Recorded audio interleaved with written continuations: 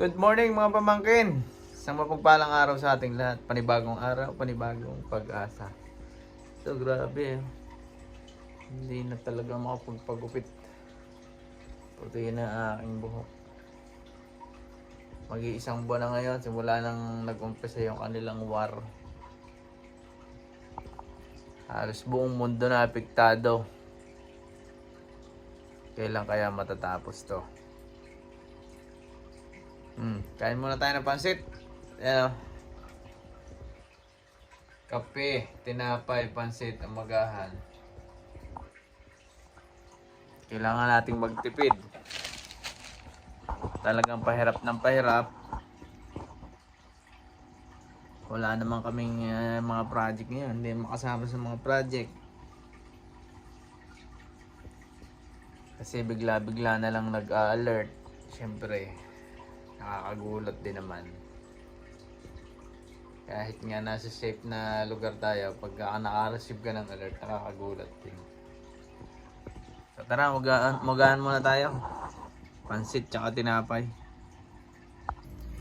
Ito nga yung niluto ko pala kahapong pansit. Madami-dami to, kaya pang ilang araw na to. Hanggang bukas, tsaka sa susunod na araw pa yan. May tira pa pala man na ano. Tinapay namin, ito na lang. Isang slice na lang.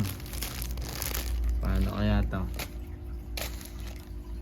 Pilit na lang lumabas siguro mamaya para bumili ng tinapay. Kain muna tayo. Tara, let's eat. Kaya pala si Mrs. oh. Dito lang siya nagtatrabaho for kulang isang buwan na. Buti home office siya. Kaya medyo survive pa rin kami dito. Ayan. Isis, kaway ka muna. Good morning. Kape na tayo. Tara, dito.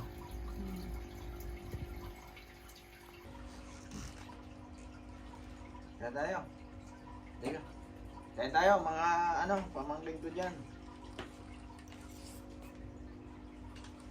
Dito ka. Nagkala pala akong pandesal kahapon. Ito. Matigas na oh. Kahapon pa eh. Hindi ka dito. Oo. Okay.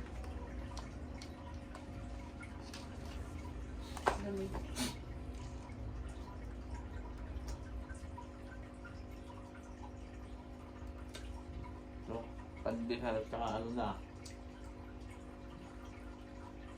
Maulan ngayon dito sa labas. Bago naman ito. Ano?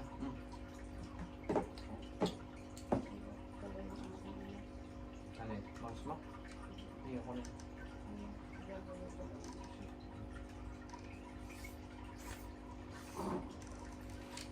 Tara, kain!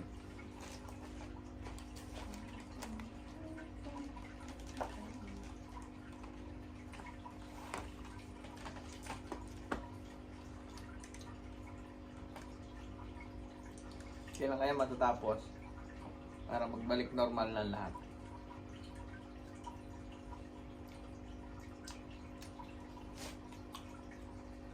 Dito nagmahal na rin ang diesel. Pero hindi naman gano'ng kalaki yung itinaas niya. Halos lahat naman sa buong mundo.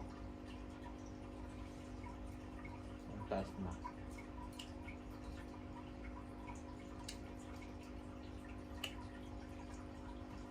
Ano kaya ang mga susunod na kabanata? Ano kaya mangyayari?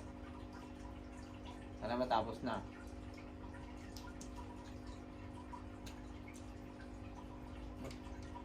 Hindi sa akin. Kagandahan lang din matipid na sa ako. Kahit ano ipakain ko, walang problema.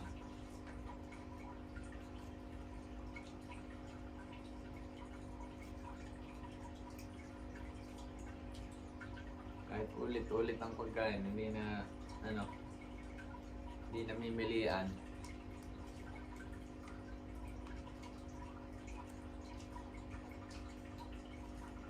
Lalo pansit.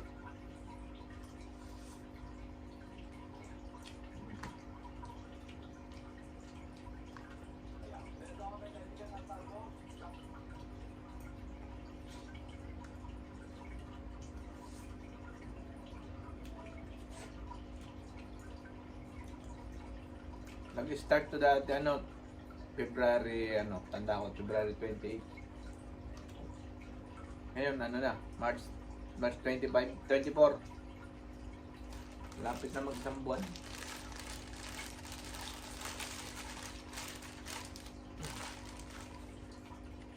Apektado, maraming apektado.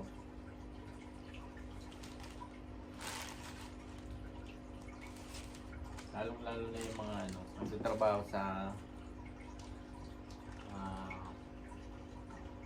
food and beverage sa mga hotel.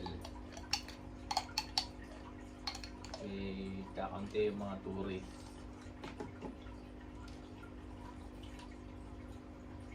Yung mga iba makakasurvive pa. Kami sumusurvive pa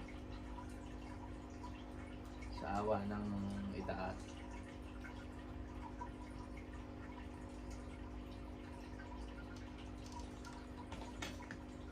Sa tulong ng government dito, safe naman.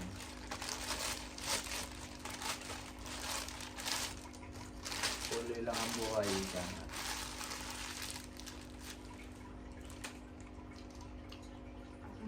Ayan natin. Ayan na lang. Nakakabit ang sa pandesal.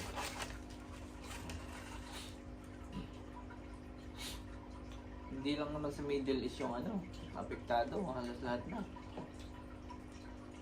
Sa Middle East yung nag-umpisa yung war.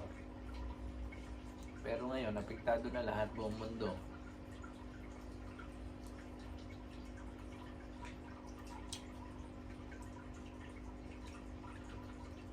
Isa lang ang solusyon dyan. Kailangan na talagang matigil. Para back to normal na.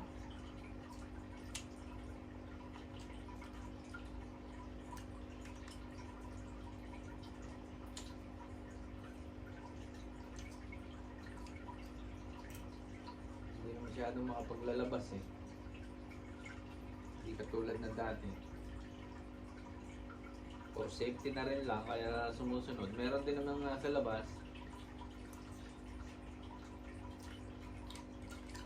Pero maganda na rin yung sigurado. Sumusunod sa nila. Safety guidelines nila. Naulan mo yung pati niya. At saka yun, umuulan din dito.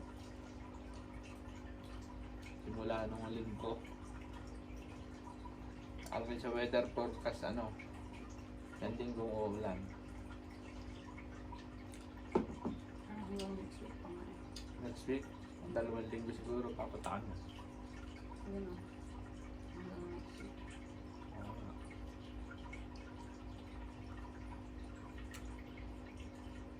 Delikado rin naman dito. Pag naulan, matagal humupa ang tubig. Pero parang ngayon nag-improve na yung water ang visit. Hindi niya. Bihirang umulan pero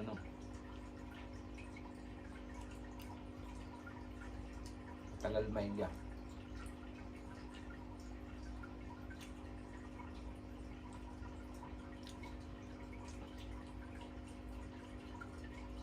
Kain tayo. Ano lang, update lang. Survival. Yan.